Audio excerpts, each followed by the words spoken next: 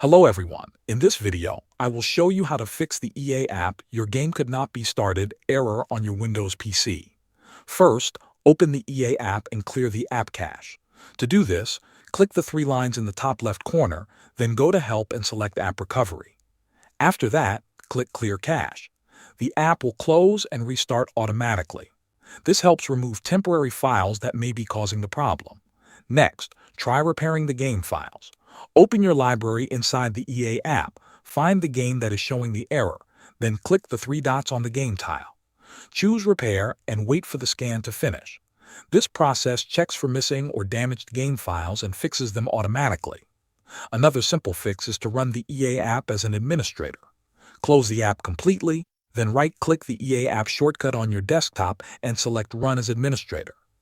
This gives the app the permissions it needs to launch games correctly. If the error still appears, reinstall the EA app. Open the control panel, uninstall the EA app, and restart your computer. Then visit the official EA website and download the latest version of the app.